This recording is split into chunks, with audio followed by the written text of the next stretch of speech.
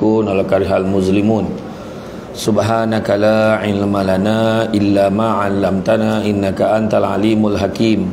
Rabbi shrah li sadri wa yassir li amri wa hlul 'uqdatam min lisani yafqahu qawli.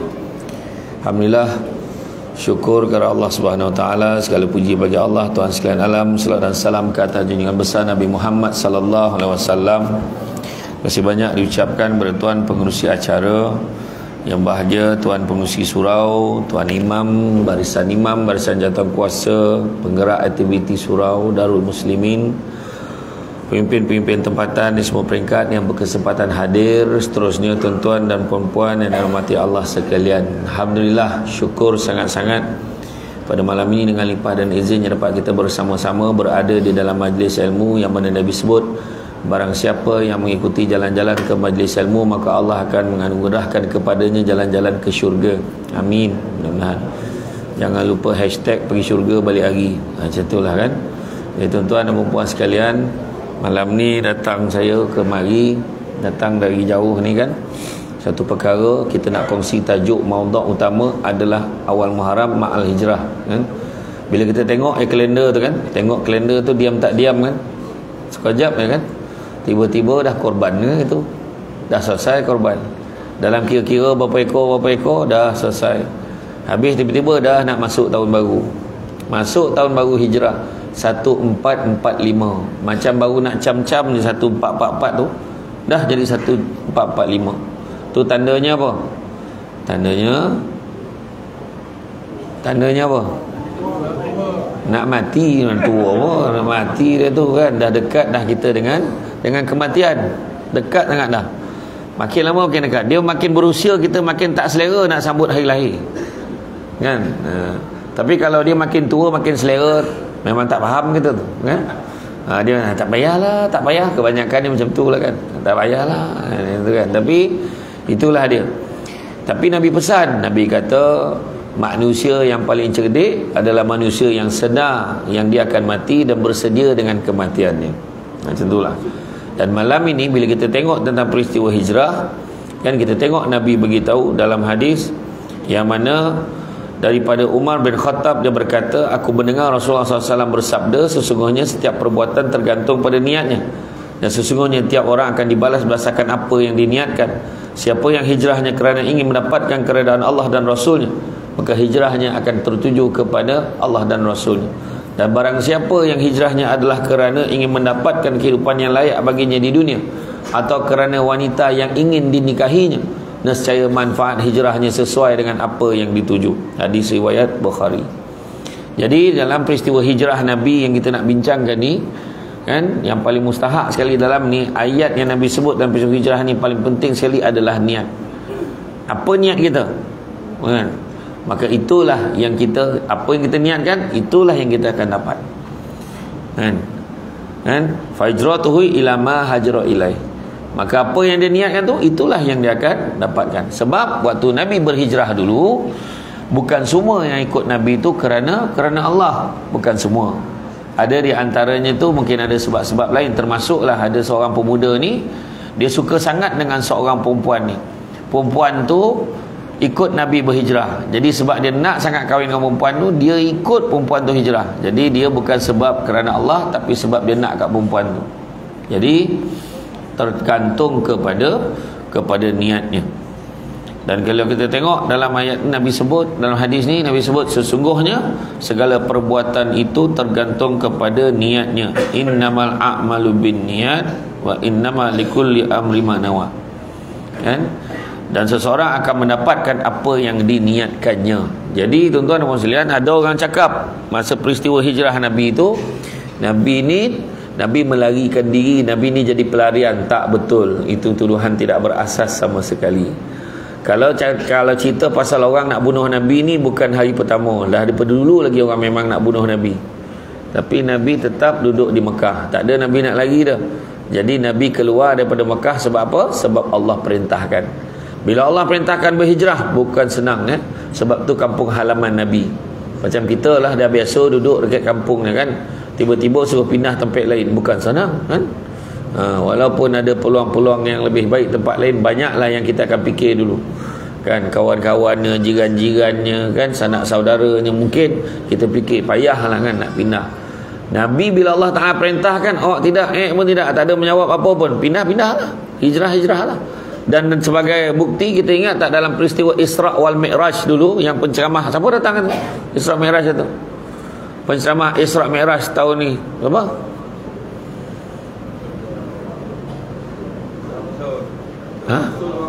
Samsul Gau. Abang Samsul Gau kan. Kalau kita ingat balik peristiwa tu, peristiwa Isra wal Mi'raj, mesti dia akan share macam mana ketika dalam perjalanan tu Nabi dibawa bersinggah dekat beberapa R&R. Bukan R&R lah, beberapa perhentian. Maka Jibril bawa mula kat Bukit Tursina, dekat Baitul Laham, dia tengok tempat mana Nabi Isa dilahirkan, tempat Nabi Musa menerima wahyu. Dan salah satunya berhenti kat mana? Yatrib. Setiap tempat berhenti tu solat sunat 2 rakaat. Dan salah satu tu di Yatrib tu ditunjuk, tu kau nampak tu nampak tu. Nabi pun tengok. Kenapa? Itulah dia Yatrib, tak lama lagi kau akan diarahkan, diperintahkan oleh Allah untuk berhijrah ke sana. Nabi dah tahu dah masa tu. Cuma kau tunggu dulu, line clear, sampailah Allah Ta'ala kata on, baru on. Macam tu lah kira kan. Allah Ta'ala kata hijrah, baru hijrah. Jadi jangan kita sewenang-wenang dengan cakap orang yang lahir salah hari bulan ni. Dia khabar apa? Nabi pelarian. Tak betul. Sebagai bukti kita tengok apabila berbincangnya kabilah-kabilah kafir Quraisy ni bincang, ketua-ketua ni, kepala-kepala dia semua Tailong ni bincang, ketua-ketua kafir Quraisy ni bincang. Sekarang ni apa kita nak buat dengan Muhammad ni? Macam-macam cara dah. Bagi duit tak mau, bagi perempuan tak mau, bagi pangkat tak mau, sampai berunding bertukar. Runding tukar ni, suka-suka sama suka. Macam mana? Macam lah Muhammad, kau bagi 2 tahun kita sembah Tuhan kau sembah Tuhan kita orang. Lepas 2 tahun kita tukar balik. Nabi kata tak mahu, tak boleh. Nabi tak nak. Jadi bincang macam mana? Datanglah seorang ketua kabilah, pakaian yang cantik, tak pernah nampak, tapi nampak muka dia tu memang orang yang ada-ada lah kan, iaitu syaitan yang menyamar menjadi ketua kabilah. Dia kata apa? Tak payah tangkap apa semua susah, bunuh aja Muhammad ni, settle. Jadi semua pun setuju.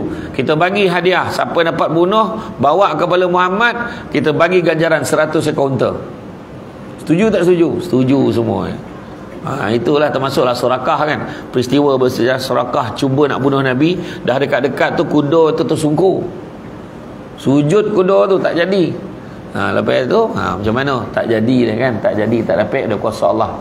Jadi dalam rumah Nabi dah dikelilingi dah oleh tentera kafir Quraisy, semua standby nak bunuh Nabi, standby kan. Dan Nabi sebelum pada peristiwa bersejarah malam tu, 1 hari sebelum dia dah beritahu dengan Sayyidina Abu Bakar, kau standby, aku dah diperintah oleh Allah untuk hijrah, mungkin malam esok kita nak bergerak, kau ikut aku, setuju tak kau jadi peneman aku? Menangis Sayyidina Abu Bakar, happy, gembira sebab dipilih. Kemudian malam tu dekat rumah tu minta Sayyidina Ali, wahai Sayyidina Ali, wahai Ali, kau setuju tak Ali, kau gantikan aku kat tempat tidur aku, biar orang rasa aku ada kat sini, sanggup tak? Cuba kalau kita, orang nak bunuh kita lah kan, orang nak bunuh imam lah katakan, orang nak belasah imam kan, nak bunuh belasah imam. Imam kata kau buat baik lah menyamar jadi imam, kau duduk kat depan ni, nak tak kaya ganti? Tak. Kau nak mati-matilah seseorang, kau jangan babit dengan orang lain, macam tu lah kan. Tapi Sayyidina Ali rasa seronok sebab dia berperanan untuk terlibat sama dalam peristiwa hijrah ni. Maka dia pun terselubunglah naik ke atas katil Nabi, selubung.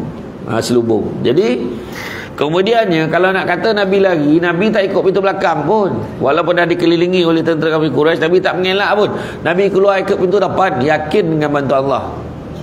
Keluar lalu ikut pintu depan, tetapi semua tentera kafir Quraisy kan, yang nampak mereka memandang tapi mereka tidak melihat. Heran ke tak heran?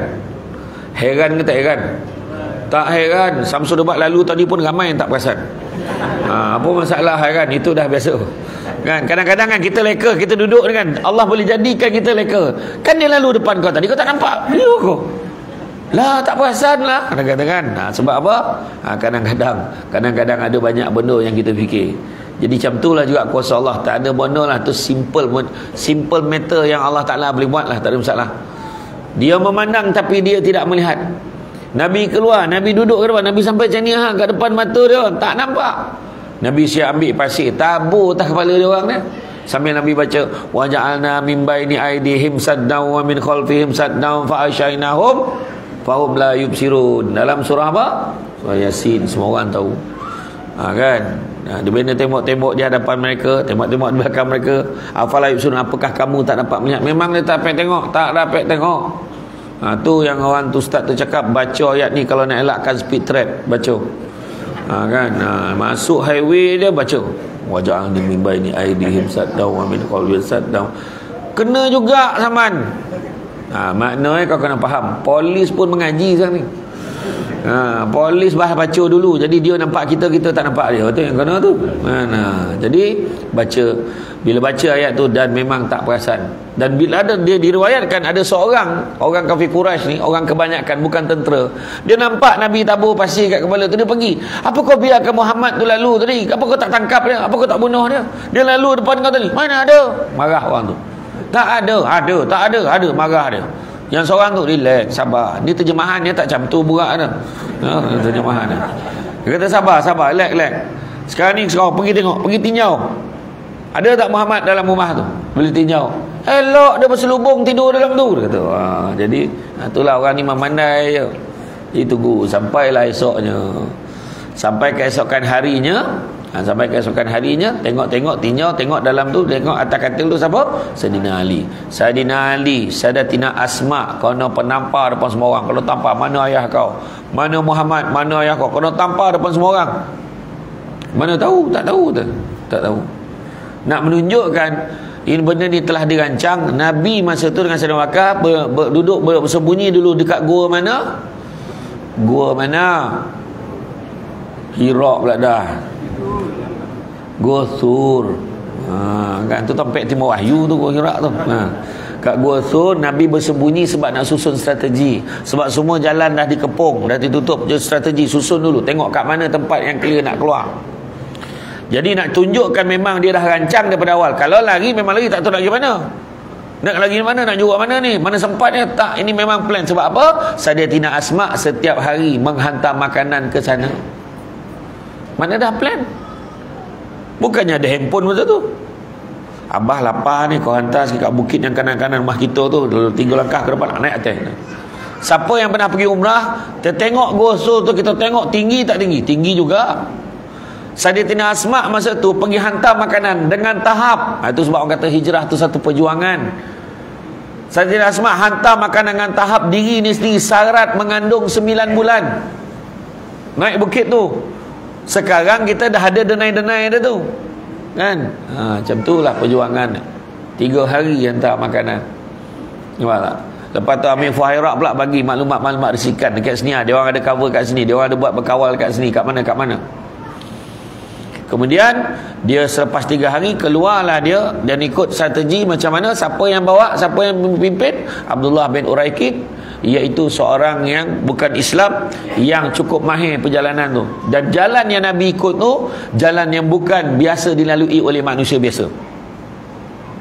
Sayyidina Abu Bakar kejap depan, kejap belakang. Bila jalan tu kejap depan sebab nak menjaga keselamatan Nabi. Yang dalam Gua Sur tu yang kena songek dekat kalau jengking tu, semua tu saya tak cerita lah, semua dah tahu kan. Okey, jadi ringkas cerita, Nabi pun pergi sampailah ke Kuba, Nabi bina masjid, semua tahu. Ni saya ringkaskan ni. Kan? Kemudian sampailah ke Yathrib. Di Kuba tu Nabi bina masjid dengan tulang belakang Nabi sendiri, dengan kudrat Nabi sendiri. Tapi maksud tu tidaklah secantik hari ni. Tidak cantik ni. Sekadaran sahaja, kan? Dan bila sampai je ke Yathrib, ketibaan Nabi disambut dengan syair yang cukup indah, dengan penuh kegembiraan. Tala'al badru alaina min saniyatil wada' wajaba syukru alaina mada'a lillahi da'. Macam tu tahu geng Mahaban berjanji gembira sambut Nabi. Tala'al badru alaina, telah datang bulan purnama kepada kami. Ini tala'al badru alaina. Nabi kalau dengar pusing balik tu. Dia orang ni suka ke tak suka aku datang ni? Nyatalah kan. Wajaba syukru alaina, maka wajiblah kami bersyukur kepadanya. Syukur sebab Nabi datang. Seronok Nabi datang. Dan bila Nabi datang semua berlumba-lumba, berebut-rebut nak Nabi tidur. Tidurlah rumah aku ya Rasulullah. Tidurlah rumah aku ya Rasulullah. Seorang cakap tidurlah rumah aku ya Rasulullah. Akhirnya Nabi pilih tidur dekat rumah Abu Ayyub Al-Ansari. Rumah Abu Ayyub Al-Ansari ni, iaitu kalau kita perasan, kalau dekat pintu Babu Salam dekat Masjid Nabawi tu, yang sekarang kalau kita pergi, dekat luar tu ada satu tembok, dia tak letakkan label. Tembok tu siap ada bumbung sikit je. Dia tak adalah, dia lebih kurang 2 kali ganda, 3 kali ganda tembok apa ni, tiang tu kan. Macam tu je. Dia tipis macam tu. Ada, kalau dulu sebelum dikepung kawasan tu, ada seorang lelaki duduk je, dia tak letak label, tak letak tanda. Kan? Itulah tapak rumah Abu Ayyub Al-Ansari. Kalau orang tahu situ tempat tapak rumah Abu Ayyub Al-Ansari, adalah masyarakat dalam negara-negara tertentu tu, dia mesti dia akan menyembah-nyembah nanti tiang tu nanti. Dia tak boleh. Itu sebab orang tak cerita, tak nak letak label, tak nak letak tanda. Itu kisah dia. Dan begitu juga kita tengok salah seorang yang datang berhijrah masa tu, seorang yang kaya, businessman, hartawan, dermawan, namanya Abdul Rahman bin Auf, yang antara yang terawal masuk Islam. Tetapi dia sanggup tinggalkan kekayaan dia sebab nak ikut Nabi hijrah. Tinggalkan segala harta dia ada sebab nak ikut Nabi hijrah. Mari kita hijrah. Siap ajak, mari kita hijrah ramai-ramai kerana Allah, mari kita ikut. Tinggalkan. Yang dia bawa dekat tangannya hanyalah keju dan minyak aja. Orang perempuan dengan cerita mengangur mulut dia. Sabarlah aku, sadap betul dengan cerita ya. Sik baik tak ada popcorn kan. Tapi macam tu lah. Bila pergi bawa minyak dengan keju. Sampai di sana, Nabi persaudarakan Puan Ansar dan Muhajirin semua. Kau bersaudara dengan ni, ambil jadi keluarga angkat, dipersaudarakan. Yang paling best sekali juga, Nabi berjaya mendamaikan Puan Aus dan Khazraj yang dah berpuluh tahun berperang, punya teruk berperang sampai terlupa sebab apa dia berperang. Kenapa kau gaduh ni? Entahlah, pada dulu gaduh je lah, dia kata macam tu. Kita gelak-gelak, rupanya hari ni berlaku tak? Berlaku. Mak, kenapa kita tak baik dengan dia? Tu bukan saudara kita ke? Ni zaman atuk kau dulu, tak apa hal, tak tahulah. Tu sebab jangan kita, kalau yang gaduh dulu-dulu tu, kalau kita tahu dia saudara, kita berbaik. Sudah. Tautkan hubungan. Tu sebab saya suka datang Meru ni. Sebab saya rasa saya sebahagian daripada Meru.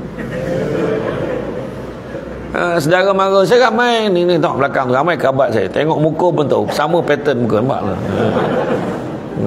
Saya darah saya dah belah mak saya Jawa, belah ayah saya Minang. Tu yang muka saya macam Pan Asia tu. Kan, Jawa campur Minang jadi janang, bantai lah kan. Kan, iya, betul. Tapi terkejut saya tu pergi Sarawak, sampai kat satu kampung Sri Arjuna, cakap Jawa semua. Iya. Dan ada seorang pakcik ni, umur saya 99 tahun Ustaz, kata. 2 tahun lagi nak 100. 2 bulan lagi nak 100, kata. Jawa. Saya tanya, makan apa? Tempe. Orang Meru jadi pendek umur dah makan tempe dengan burger, tu salah dia. Tak adalah makan tempe, dia kata. Tapi betul. Tu memang dia cakap dengan saya, baik, sehat, datang kuliah ni. Makan dengan saya, dia ambil nasi sikit je. Allahu Akbar. Nak banding dengan nasi yang saya ambil kan, memang banyak lah kan. Macam tu lah. Jadi Abdul Rahman bin Auf pula dipersaudarakan juga. Aus dan Khazraj jadi damai kan. Kamu sebab kamu ni businessman, aku persaudarakan kau, wahai Abdul Rahman bin Auf, dengan ni Sa'ad bin Rabi', Puan Ansar. Maksud Ansar adalah orang yang penduduk tetap yang duduk dekat Yathrib. Muhajirin orang yang datang. Pada yang tak tahulah, saya tahu, semua tahu, tapi saja nak refresh balik. Bila dipersaudarakan, Sa'ad bin Rabi' ni orang kaya, orang kaya Yathrib. Dia ada banyak tanah, dia ada banyak kebun-kebun kurma, dia banyak ladang, banyak harta. Wahai Abdul Rahman bin Auf, saudaraku, aku ada banyak ladang-ladang kurma, mana satu kau nak? Kau cakap je mana kau nak. Maka kata Abdul Rahman bin Auf, Maha suci Allah, semoga Allah memberkati kamu wahai saudaraku. Tak apalah, aku tak mau lah. Tak nak dia. Kalau macam tu aku ada isteri ni, aku ada ramai isteri, mana satu yang kau nak? Kau cakap aja.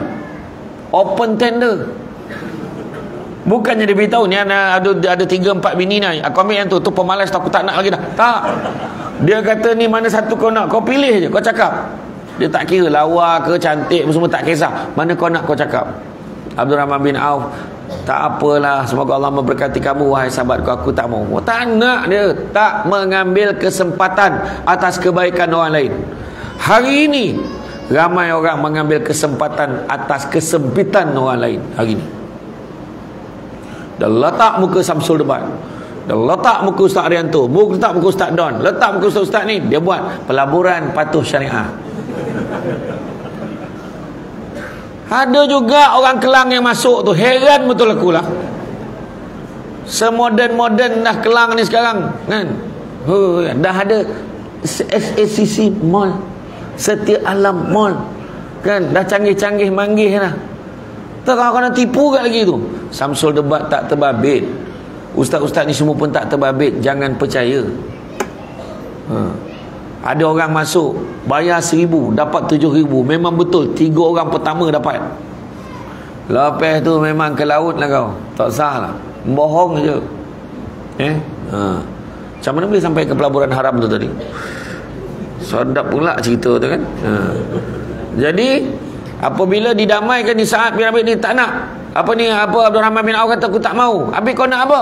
Cukuplah kau tunjukkan aku ke mana jalannya pergi ke pasar, kerana aku nak berniaga di sana. Apa modal dia? Tu yang kat tangan dia tu tadi, keju dan juga minyak. Pergi dia berniaga. Tapi dia berniaga dengan modal tu, alhamdulillah. Bayangkan pasar Yathrib pada tu didominasi oleh puak-puak Yahudi. Kebanyakannya menipu, ambil kesempatan, lintah darat, semua menipu timbangan dan sebagainya. Scammer, semua ada. Jadi orang semua suka berurusan dengan Abdul Rahman bin Auf sebab dia peniaga yang jujur. Dia tak pernah menipu, dia adil dalam timbangan, dan dia juga tidak pernah menekan orang yang membeli. Dan begitu juga dia tidak pernah menyorokkan barang. Tu dia Rahman bin Auf, jujur dalam berniaga. Bayangkan dia berniaga unta, dia beli unta tu 1,000 dinar, dia jual balik 1,000 dinar. Macam mana tu? Dia beli unta modal 1,000 dinar, jual balik 1,000 dinar. Soalannya apa? Rasa-rasa nak tanya apa? Apa untung dia kan? Untung kat mana? Dia untung pada tali yang mengikat unta. Setiap unta yang dibeli, dia akan jual harga tu, harga tali dia tu, tambahan duit tali, kena bayar 2 atau 3 dinar macam tu. Jadi jangan cakap sahabat kita yang berbangsa Cina dan berbangsa India yang mengajar kita sistem volume. Islam dah lama dah ajar sistem volume. Biar ada sikit, tapi bila orang beli banyak, kita dapat secara volume, untung. Tu dia sebenarnya. Akhirnya semua orang berurusan dengan Abdul Rahman bin Auf, sehinggalah dia menjadi senang. Satu hari Nabi terbau bau yang wangi bila berselisih dengan Abdul Rahman bin Auf. Hoi, wangi lain macam kau ni kan? Bau apa? Bau haruman, seolah-olah itu adalah bau haruman memang Nabi kenal. Bau orang baru kahwin, wangi-wangian orang baru kahwin. Macam tu.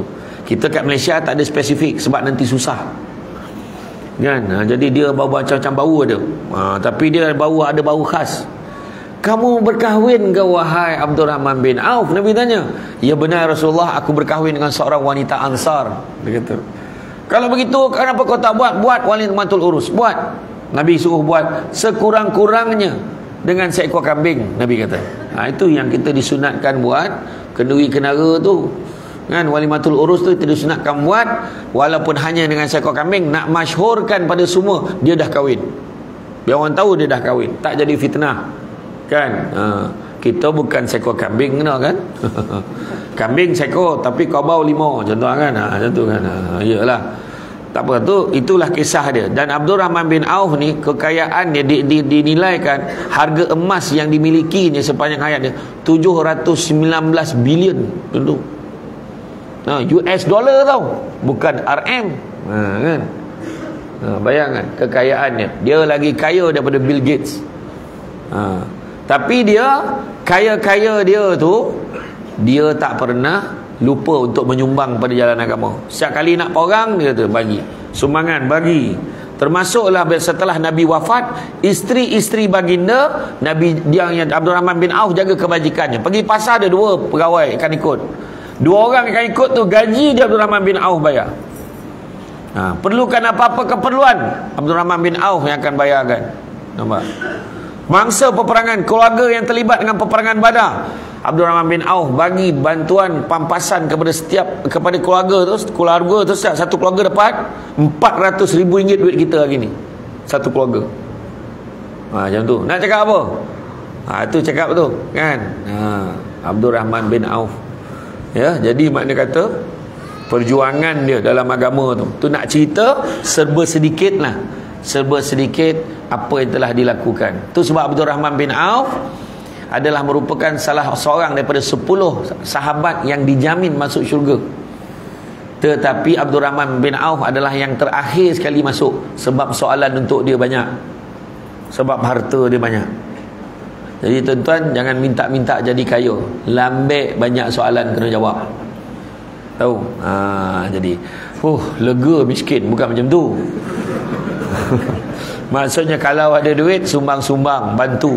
Tengok ni surau ni kan, tak sangka boleh jadi macam ni. Dulu bukan macam ni surau ni. Surau Darul Muslimin ni taklah selebar ini. Dulu dalam ni, yang ni je, dia dah lebarkan lagi, tu nak lebarkan lagi. Sedangkan jalan tu dia nak ambil tu. Sebab dipahamkan jemaah subuh pun memang macam ni ramai ni. Cara terperanjat tu tak ada lah tu dia. Kan, mudah-mudahan kan. Jadi macam itulah kan. Jadi makna kata kita tengok sekarang ni apa satu perkara penting yang Nabi beritahu. Nabi beritahu tidak ada lagi penghijrahan selepas Fathu Makkah. Nabi kata tak ada lagi hijrah selepas itu. Yang ada cuma Nabi sebut niat dan jihad. Ingat tu, niat dan jihad. Maknanya hijrah tu susah dah, tetapi ni niat dan jihad ni sama susahnya dengan hijrah tu. Bukan senang. Contohlah niat, kita nak suruh niat pindah tadi kan saya kata. Dapat surat berpindah daripada sini kena pergi ke Sabah. Bukan okey kan, tu pergi Sabah mula dia minta surat sokongan daripada wakil rakyat lah, pada menteri minta sokong supaya tangguhkan perpindahannya sebab ada urusannya belum diselesaikan. Nampak tu? Tu panggil kan. Tapi Nabi tak suruh pergi. Niat jihad. Apa lagi yang susah? Contohlah paling senang lah, orang lelaki mesti faham maksud saya ni. Contoh hijrah, kita kena berubah kepada berhenti merokok. Contoh, nampak kan berubah muka tu, nampak kan? Saya kan susah, bukan senang kan? Kan? Iya. Saya faham bukan senang nak berhenti merokok. Ni mana ada yang marah ni? Sikit rokok pula usik banyak lagi benda lain nak cerita. Contoh. Sebab kesian orang-orang yang dapat kesan daripada rokok tu kan. Macam tu. Saya tengok dekat masjid Simpang 4 di Pulau Pinang sebelum jambatan kedua tu. Saya ceramah kat sana, dekat dinding masjid tu ada tulis tu notis fatwa pengharaman rokok. Dalil dia ayat Quran, hadis bagi tahu zat, maka kesimpulannya haram merokok. Ada seorang pakcik tu dia baca notis tu sambil sokok. Bayang. Tuan-tuan siap ngeleng-ngeleng kepala. Aku pun heran, apalah dalam kepala otak pakcik ni, tahulah. Susah nak tengok pandangan macam tu. Bayangkan kan, jadi bukan senang. Jadi niat kita berubah, berubah daripada buruk kepada baik, baik kepada lebih baik. Surah Al-Muddassir ayat yang ke-5, perintah meninggalkan keburukan dan kemaksiatan, dan tinggalkanlah segala perbuatan yang keji. Tinggalkan perbuatan yang keji. Jangan buat benda-benda yang tak elok, bergaduh, kutuk-kutuk orang, tak usahlah. Kadang-kadang kan kita ni, contoh saya kan, contoh tak puas hati dengan imam. Mana imam? Satu imam tak perasan dah. Katalah saya tak puas hati dengan imam. Saya kata imam ni tak boleh pakai lah, apa benda lah, imam aku menyampah dengan imam ni. Tapi saya boleh jumpa imam balik. Imam minta maaf saya buat salah, saya cakap apa-apa. Yalah, saya dah lama maafkan dah. Saya pun minta maaf lah kalau salah silap. Saya boleh jumpa. Tapi yang kita tengok dalam TV tu, tak sesiapa yang kita tengok, kita kutuk-kutuk tu, masa bila minta maaf? Cakap dah lah buat kerja, tak boleh settle pula tu. Itulah sebut sekarang ni. Ni zaman ni kan, rumah makin besar, orang makin tak ada. Pangkat makin tinggi, kearifan makin kurang. Pendapatan semakin tinggi, ketenteraman jiwa semakin tak ada. Melancong satu dunia, jiran sebelah rumah pun tak kenal. Pakai jam tangan mahal tapi tak pernah tepat waktu. Perubatan semakin canggih, penyakit semakin banyak. Manusia semakin ramai, kemanusiaan semakin kurang. Air minuman makin banyak jenis, air bersih makin tak ada. Kawan di media sosial semakin ramai, teman sejati pun dah tak ada. Tanyalah orang-orang lama, maksud kawan-kawan baik ni macam mana?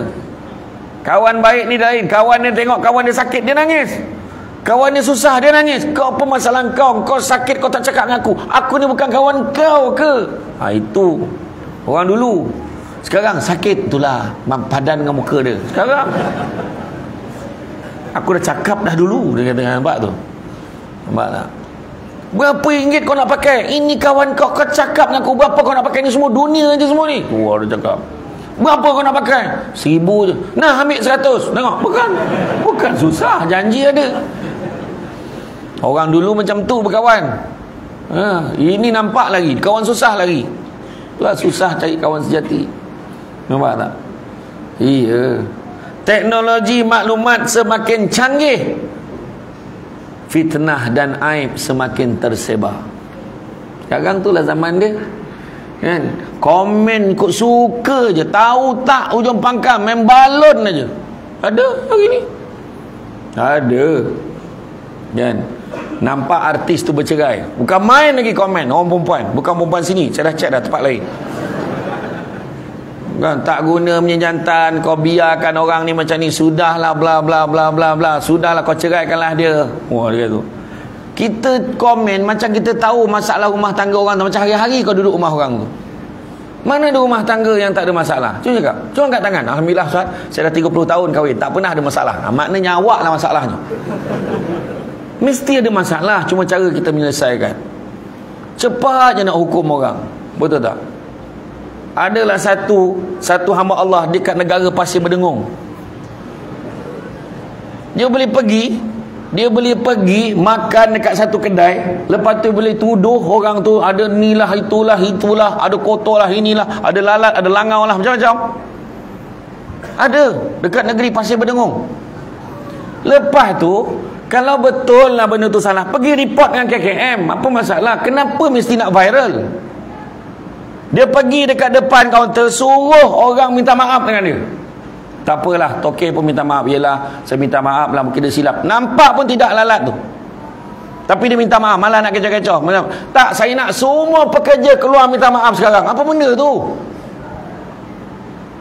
Tuan-tuan nampak yang sewel siapa? Cakap. Nampak tak? Itu masalah sekarang ni. Itulah saya kata, dunia dia kan dah teruk sekarang, tuan-tuan. Dah tahu makin pelik tak sekarang manusia? Pelik.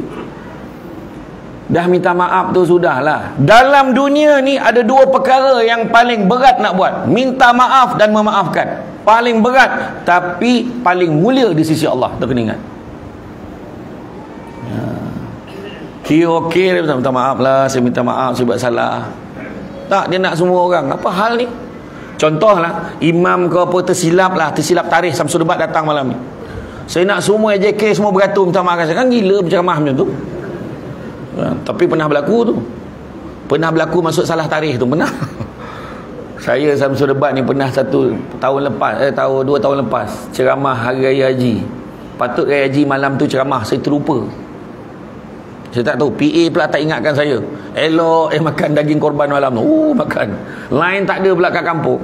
Orang tu dah tumbang sekor lembu, tunggu berceramah tak sampai. Pening kepala, kena marah. Imam dengan AJK semua kena marah dengan orang kampung. Jadi lepas tu besok pagi pun saya tengok ada line. Lepas tu besok tu saya keluar daripada tempat, nampak line. Saya tengok lah, rupa-rupanya orang tunggu saya. Jadi saya pun telefon orang tu, dia kata saya tak nak permohonan maaf, saya nak penjelasan. Dia kata tak apa, tak payah jelaskan, tak ada apa-apa penjelasan macam ni.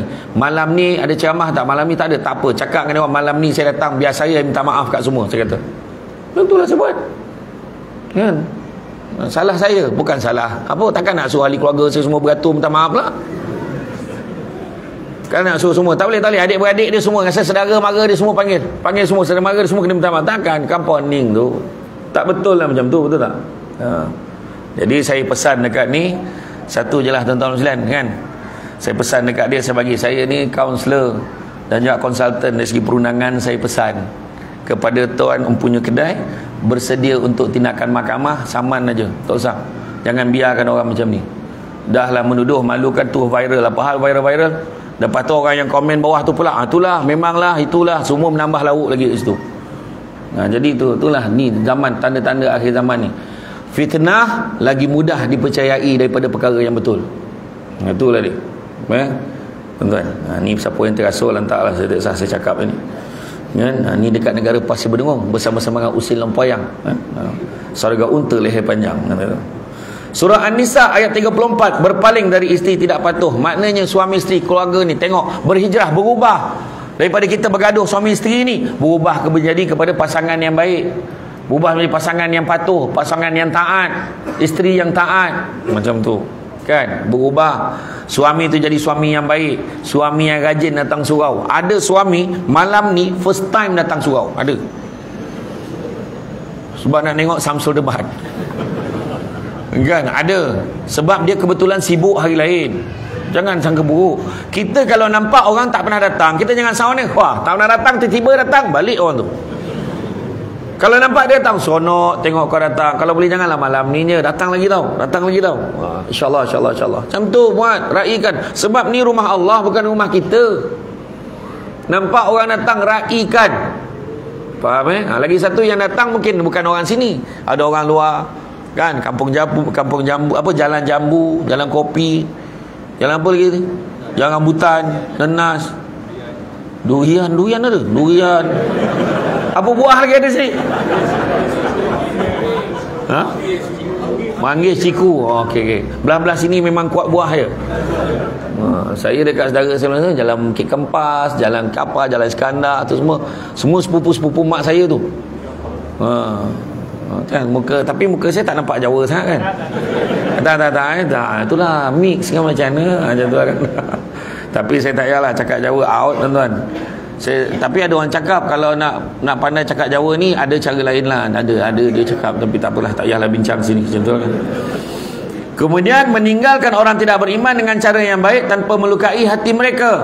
Kadang-kadang ada orang yang kadang-kadang dia tak beriman, tapi kita janganlah tolak dia secara terang-terangan, perlahan-lahan. Kemudian kembali pada Allah untuk mendapatkan hidayahnya. Hidup dalam dunia ni nak kejar 3 perkara je. Pertama, kejarlah hidayah. Kenapa? Bukanlah masuk kejar hidayah ni cari orang yang nama hidayah, tapi kejar hidayah ni supaya kita dapat beza benda buruk dengan benda baik.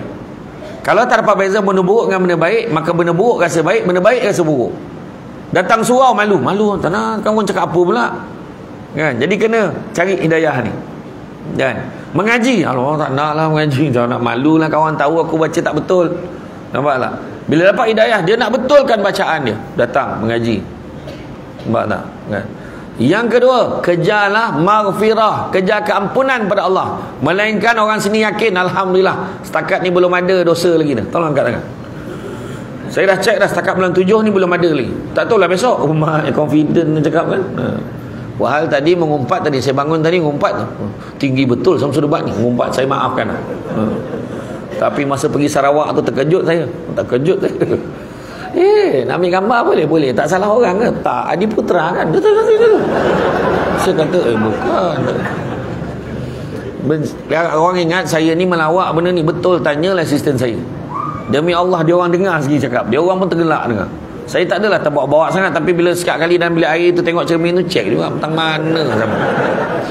Sekali Allah punya kuasa, hari tu saya makan dekat restoran Jaman Tori dekat Kuantan, restoran ikan patin tu.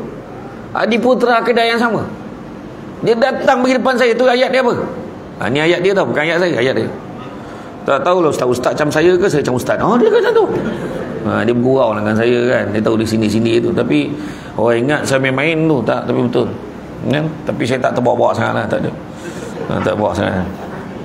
Kenapa orang tak nak berubah? Cabaran dia apa? Sebab pertama, dia tak nampak sebab dia kena berubah. Dahsyat betul. Memang saja letak sini meja ni. Cabaran. Nak azan dulu ke tak? Tak payah, terus ya. Saya ingatkan tadi bisikan dalam kepala saya. Wah, pahal pula, kuat pula bunyi. Kan? Ya. Jadi orang yang pertama la ilaha illallah, tak habis lagi.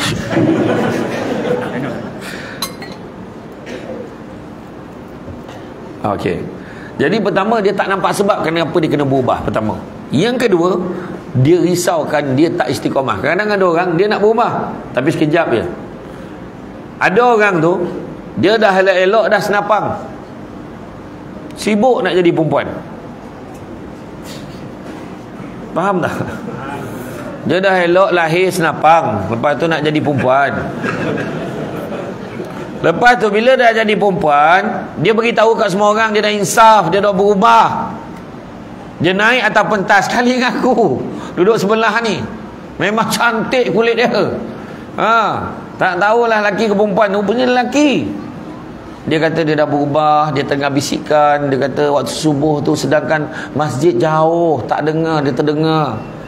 So itulah dia kata dia nak berubah, dia alhamdulillah dia dah berubah. Tak sampai 3 bulan, jadi dia balik. Sebab apa? Sebab dia jumpa geng-geng yang buang senapang ni. Maknanya kita kena duduk dalam persekitaran yang baik. Datang surau, insya-Allah surau baik. Saya teringat waktu arwah Datuk Ismail Kamus. Arwah Datuk Ismail Kamus, dia dekat dekat IJN, saya ziarah dia. Saya tanya dia, Datuk, bagilah nasihat kat saya sebelum balik saya berbual dengan dia kan. Sebab masa tu seorang-seorang je boleh ziarah dia. Bukan semua dapat lah. Saya alhamdulillah dapat jumpa dia. Saya ceritalah macam mana kecil-kecil dulu saya dengar ceramah dia dekat tingkap, dapat tengok penuh surau. Surau kampung mak saya tinggal di tingkap Datuk Ismail Kamus. Ya Allah, penuh. Masa tu kan kita dengar kaset aja dulu kan. Lepas tu berbual dengan dia, Datuk bagilah nasihat kat saya. Dia bagi nasihat saya 2. Pesan dekat penceramah-penceramah ni, dia kata. Yang pertama, sabar banyak. 1.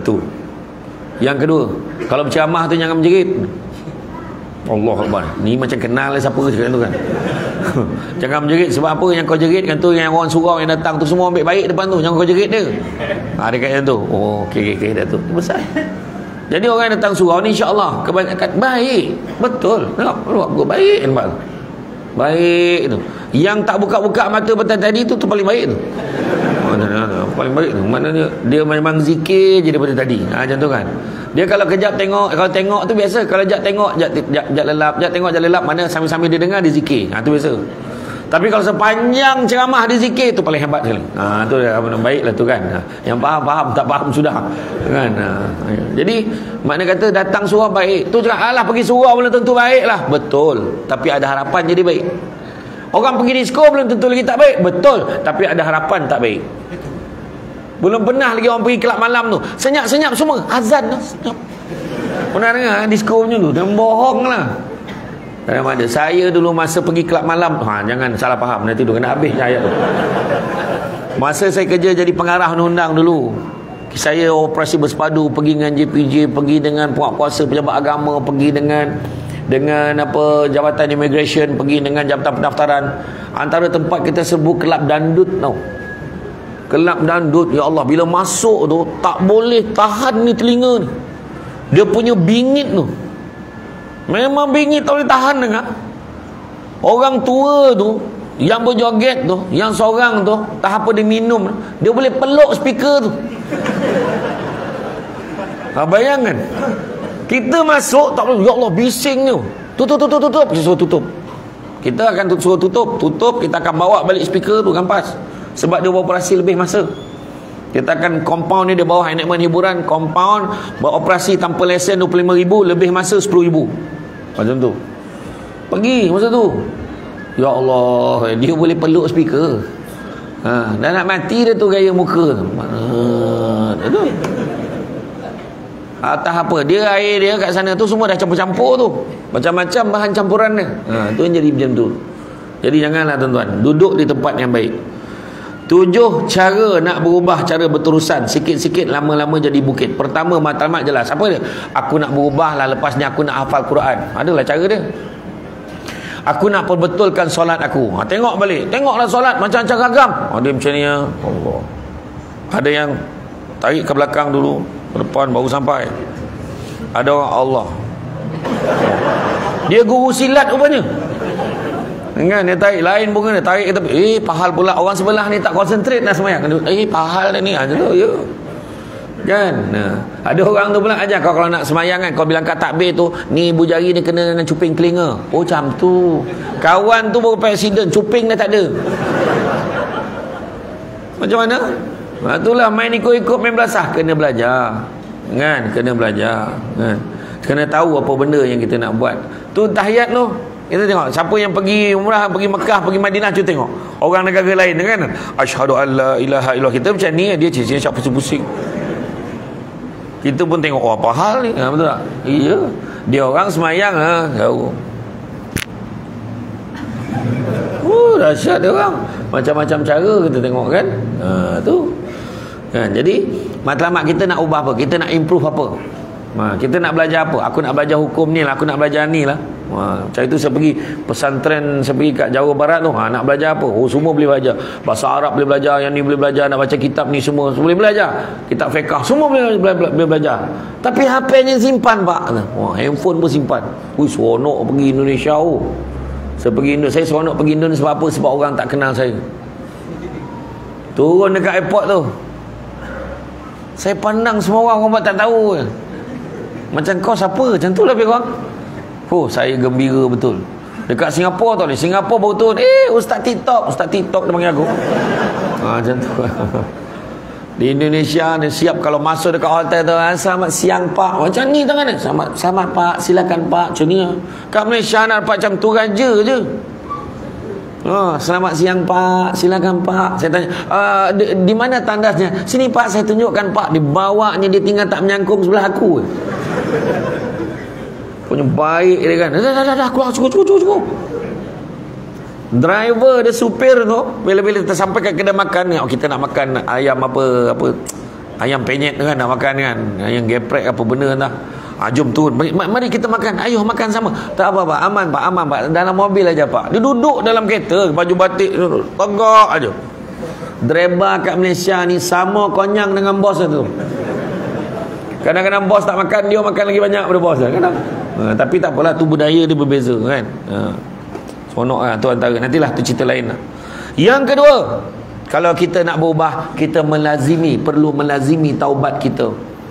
Taubat, ya Allah, tu sebabnya jangan jadi manusia yang sombong dengan Allah. Lepas bagi salam, Assalamualaikum warahmatullahi, Assalamualaikum warahmatullahi, berdesup balik kan. Jangan sombong dengan Allah. Kita ada dosa paling tidak 3 kali. Astaghfirullahalazim, Astagfirullah. Cukup. Baliklah. Kan? Itu sebab imam buat 3 kali. Astaghfirullahalazim allazi la ilaha illa wal hayyul qayyum wa atubu ilaih. Astaghfirullahalazim allazi la ilaha illa wal hayyul qayyum wa atubu ilaih. Biasa buat 3 kan. Tiba-tiba hari tu imam rajin nak buat 10. Astaghfirullahalazim. Dah banyak pula. Orang kita ni tak boleh lebih langsung. Kadang-kadang kalau harap buat sendiri, belum tentu buat sendiri. Betul tak? Eloklah tu buat lebih. Astaghfirullah. Paling tidak Astaghfirullah. Sahabat tanya, kaifan astaghfir ya Rasulullah? Cara nak istighfar? Nabi ajar Astaghfirullah. Tu paling ingat. Astaghfirullah.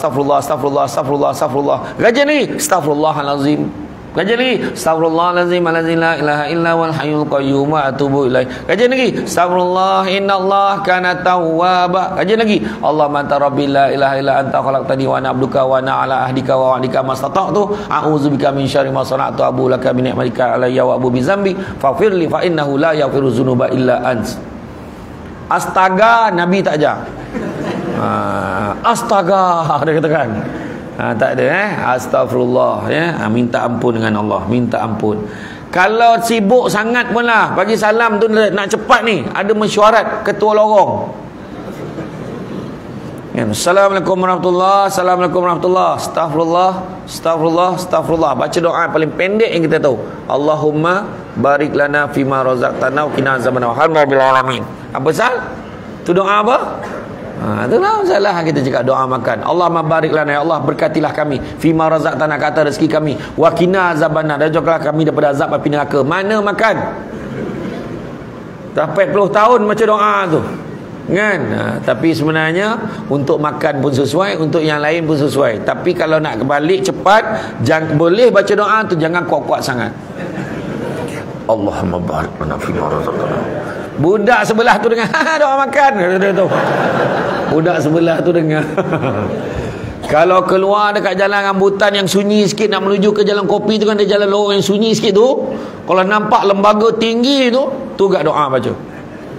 Buat macam gaya-gaya Samsul Yusuf tu, Allahumma bariklah fima razaqtana wa qina azabannar. Lari yang tu. Sebab apa? Dengan aku nak dimakan ni dia. Hantu pun tahu tu doa makan tu masalah kan. Tu dia cerita. Melazimi taubat. Jika kamu, kata Imam Al-Ghazali, jika kamu bertaubat hingga taubat itu gugur dan kamu kembali melakukan dosa, maka bersegeralah bertaubat kembali dan katakanlah pada dirimu, moga-moga aku mati sebelum aku mampu mengulangi dosa ini. Macam tu. Yang ketiga, berdoa pada Allah untuk bantu kita dalam perubahan, nak berubah menjadi baik. Minta Allah bantu, ya Allah bantulah aku nak berubah ni ya Allah. Kan? Berubah dia. Dulu tak ke surau, pergi ke surau. Dekat masjid pada Palung berapa, Palung 14, dia buat kempen mengimarah masjid. Kanak-kanak sekolah rendah yang datang ke surau, datang ke masjid solat subuh berjemaah, dapat duit belanja sekolah RM3 seorang. Ayahnya nyebisin, pergi masjid, semayang kat sana, dapat duit belanja. Ayah tak pergi. Lepas tu buat pula satu kempen untuk orang dewasa. Orang dewasa siapa yang datang masjid sembahyang subuh berjemaah 40 hari berturut-turut, 40 hari berturut-turut sembahyang jemaah, dia akan dapat layak untuk cabutan memenangi skuter. Ada 10 pemenang. Macam kalau kita buat, alah nanti tak ikhlas lah ustaz. Tak. Sebenarnya memang betul. Asalnya tidak ikhlas, tapi bila orang dah hari-hari pergi, dia akan rasa kelazatannya untuk berjemaah. Tentang peruntukan, minta daripada OIB kawasan, dan ini adalah masa sesuai untuk minta. Tuan-tuan dan puan sekalian, aduh, saya tak ada masuk apa-apa. Aduh, heran tuan-tuan. Aduh. Yang keempat, saya tak sebut sesiapa kan. Macam tu kan. Yang keempat, mulakan dengan perubahan yang ringan. Contohnya tadi istighfar. Kan, istighfar. Buat berapa kali sehari? Buat 1000 kali sehari. Banyak terus Ustaz. Tak. Kita buat macam mana? Lepas subuh 200, lepas zuhur 200, lepas maghrib 200, lepas asar, maghrib, isyak. Akhirnya 200. Sekejap je. Astagfirullah. Tak sampai 2 minit, settle 200. Jadi kalau sampai malam 1000. Ramai yang tak tahu, bila kita bertaubat, bila kita istighfar macam tu, malaikat dia akan padam. Katalah hari ni dia berapa dosa, lebih kurang berapa lah dosa katnya, lebih kurang lah berapa dosa nak bagi selain pada dosa mensyirikkan Allah. Apa dosa, berapa banyak dosa kakak nak bagilah sehari, berapa? 30. Okey tu 30 tak banyak. Dahsyat dia kira 30. Kata 30, kita ambil lah 100 dosa itu. Sebabkan 1000 kita istighfar tadi, tolak satu istighfar, padam satu dosa, satu istighfar, padam satu dosa. Malaikat padam ni, padam satu dosa, tolak 100, ada balance berapa? 900 tu macam mana? Malaikat akan buka pula muka surat semalam, buka muka surat sebelumnya. Itu sebab rugi kalau kita tak istighfar. Ni kadang orang perempuan istighfar bila tante peranjat dia, astagfirullahalazim, dapat satu. Masa bila balik? La ilaha illallah. Macam tu kan. Orang perempuan dia tak akan dapat 100 dosa sehari, banyak sangat. Orang perempuan hati-hati ya. Kadang-kadang kita gemar marah suami, sian suami. Dengan lambat balik, ingat hotel, pahal, la ilaha illallah. Ni benda ni tak berlaku di Meru ni, dia berlaku di tempat lain ya. Lambat balik ingat hotel apa? Abang tadi mengaji, baca pembetul rabuh, la ilaha illallah. Sakitnya hati suami tu. Abang tadi belajar dengan imam. Dah lah, abang jangan abang minum kopi sekali dengan imam. Dah imam difitnahnya. Besok malam tu dijumpa imam. Imam cakap, malam ni ngaji lagi tak? Tepat mam. Malam tadi dah kena sound mam. Tepat mam, tak boleh. Lah, ya ke? Tunggulah lepas bulan dah lupa-lupa, besok kita ngaji balik ya. Malam tu lepas bagi salam tu balik. Assalamualaikum warahmatullahi wabarakatuh. Lepas salam maghrib tu balik. Sampai rumah bini tu, cepat balik, tak semayang ke? Tengok tak semayang pula cakap nampak. Jangan, ni orang perempuan. Ya. Lagi satu lagi, jangan derhaka pada suami. Antaranya menghentakkan pintu sampai suami terperanjat. Bam tu. Suami terperanjat, derhaka. Cepat-cepat, minta maaf bang, tak sengaja, angin. Bang, minta maaf bang, memang saya sengaja. Dia kata, minta maaf. Ataupun suami tengah beristirahat, waktu tu nak buat kerja. Jangan. Kalau suami tak selesa, kami tak suka, dahaga. Suami tengah baca telefon, suami tengah baca surat khabar, tengah baca kitab, time tu lah nak sapu. Bang, nak sapu ni, tampak ke? Kaki. La ilaha illallah. Jangan cakap, abang, saya nak sapu boleh? Kejap lagi lah. Okey, pergi ke dapur. Dah suami nak rehat. Bang, saya sapu boleh tak bang? Nantilah abang nak baca surat khabar lu ni. Habis bila nak sapu? Cerita sikit. Bukan macam tu. Dah minta, bila suami tak izin, jangan buat. Yang seterusnya, jangan membelakangkan suami di tempat tidur. Ingat orang perempuan, melainkan dah terlelap tak apa. Orang lelaki janganlah tunggu dia lelap. Dia lelap, dia pusing. Durhaka. Bukan macam tu. Duduk menghadap menghadap macam tu, tidur macam tu menghadap. Melainkan ada permintaan khusus daripada suami. Kau tolonglah pusing. Aku tak boleh tidur ni muka kau. Ya macam mana nak tidur, rambut kembang budak sejuk macam mana? Suami pun nak lelap, astagfirullah, terperanjat. Kan? Macam tu. Betul, saya banyak dapat aduan ni. Kadang orang yang muda-muda saya tak risau, kadang dah meningkat usia ni. Gemar dan tidur asing. Kesian suami ni lagi tua, lagi manja tahu. Menurut kajian di Malaysia, suami mati dulu. Sementara masih ada layan lah. Tua buat cara tua. Kan? Pergi tidur luar, menyemak aje, la ilallah, jangan. Suami tu baru pegang, nak mampus orang tua ni, la ilaha illallah, jangan. Kan? Biar kadang dia dapat letak tangan macam ni, jadilah bahagia dah rasa. Bukan apa ustaz, kadang manja mengada sangat. Orang tua ni buat caranya tak apa, manja makan bersuap kau. Abang, itu telinga dah tak nampak. Kawan tu dah tak nampak, telinga suap dia. Hai abang di sinilah, dah tak nampak. Dia sian. Tu kan, tak apalah, buat cara tu. Manja, peluk, naik motor pun. Anak dah besar-besar, naik motor round satu Meru. Sampai dekat simpang 4 yang dekat masjid tu kan. Kata tap bocor. Kau lah punca ni, turun. Allah. Kata tap jauh dalam 30 km tu nak balik. Dah jalan dah penat berat pula helmet, buka helmet. Dah berat tu buka pula tudung, dah kembang rambut pegang macam kaki kanan ni. Ikut motor belakang. Lalu rumah sampai kat kampung tu, lalu sebelah rumah jiran nampak semua tutup tingkap. Tap.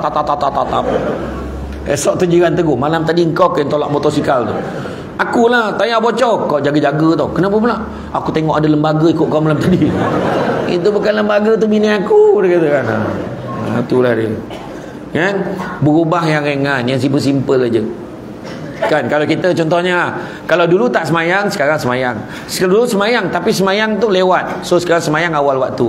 So semayang awal waktu, tapi semayang seorang-seorang. So sekarang semayang berjemaah. Dulu semayang jemaah, tapi lepas semayang jemaah turun balik. Tak, lepas semayang jemaah, sambung pula dengan wirid, sambung dengan doa. Lepas doa semua balik. Tak, lepas dia sambung pula dengan semayang sunat.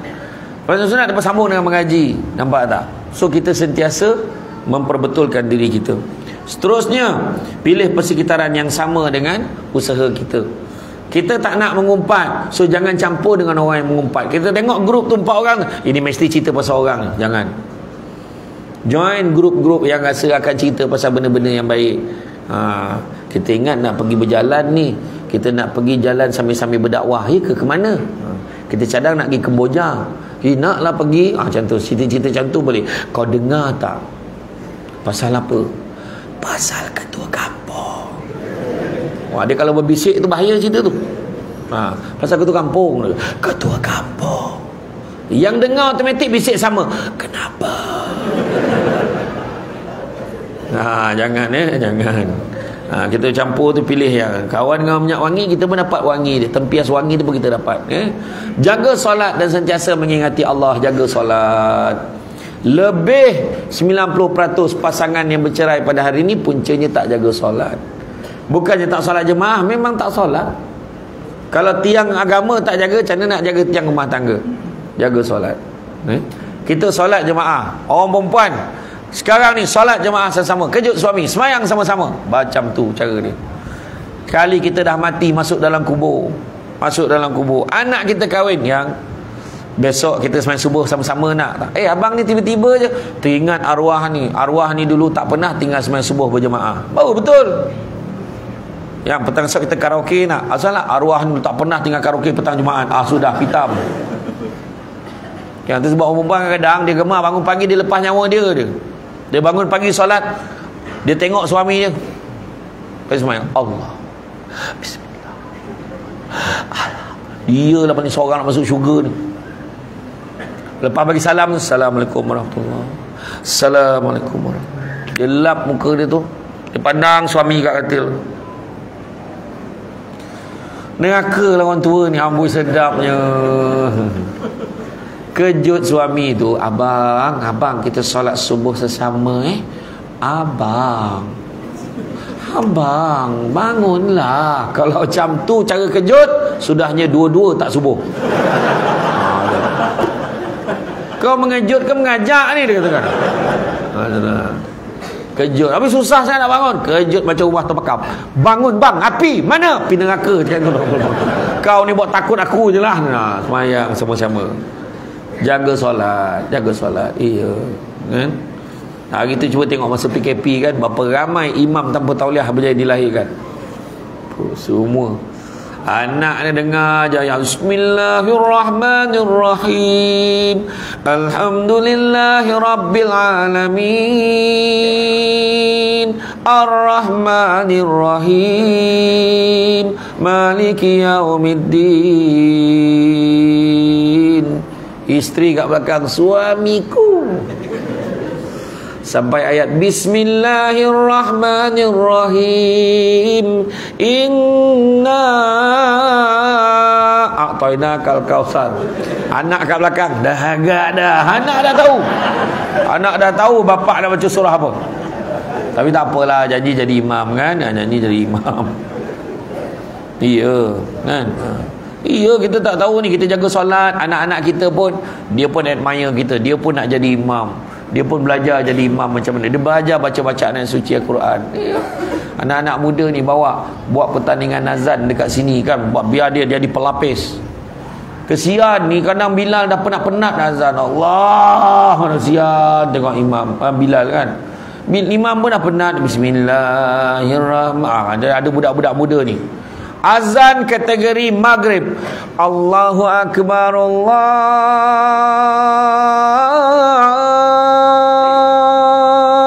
Akbar, tu maghrib. Subuh, Allahu Akbar, Allahu Akbar, macam tu je. Nampak tak? Kadang-kadang orang dah keluar nak sembahyang subuh ni, masuk dalam rumah balik, terkejut dengan azan tu.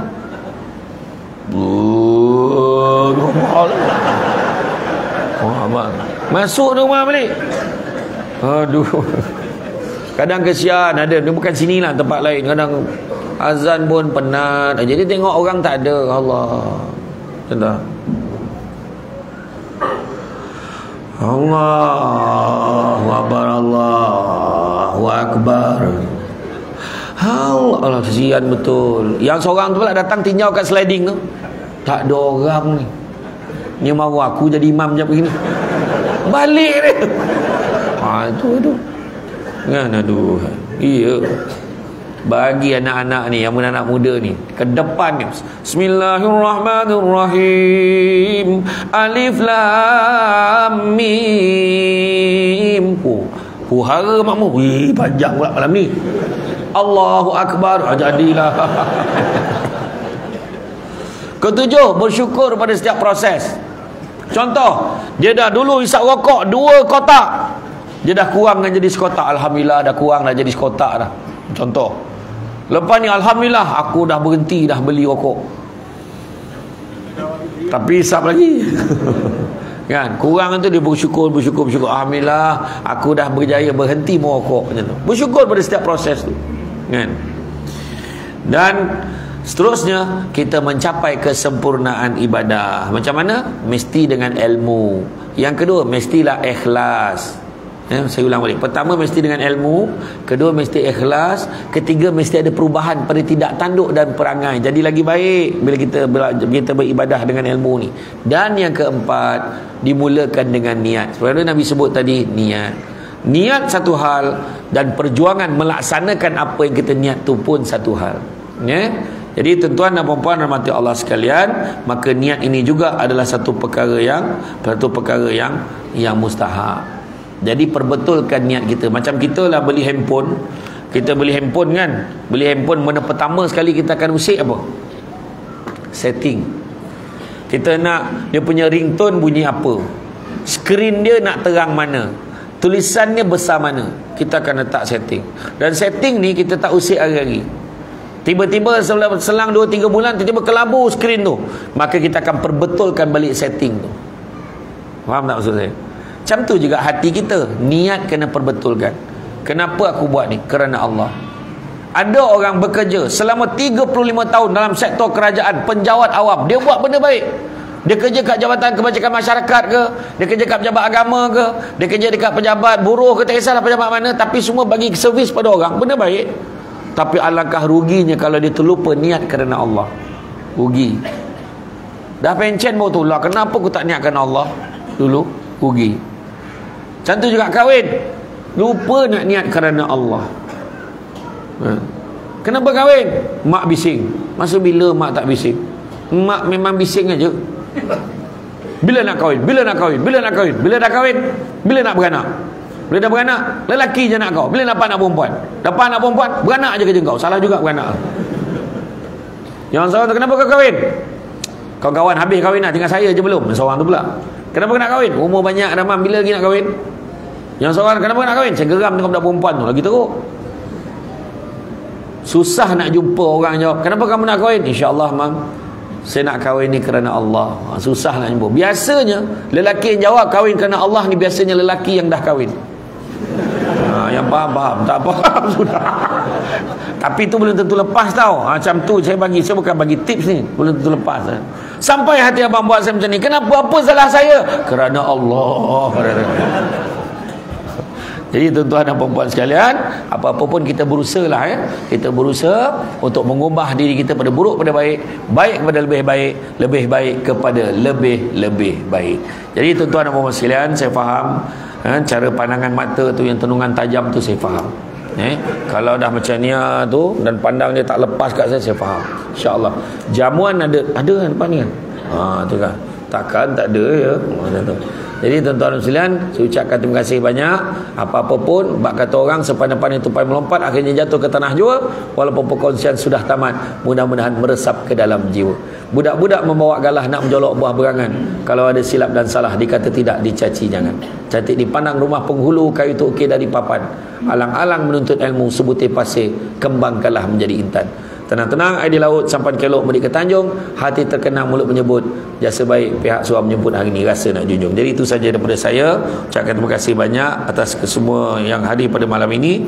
Cuma satu perkara saya nak maklumkan, kalau tuan-tuan dan puan-puan ada masa nanti di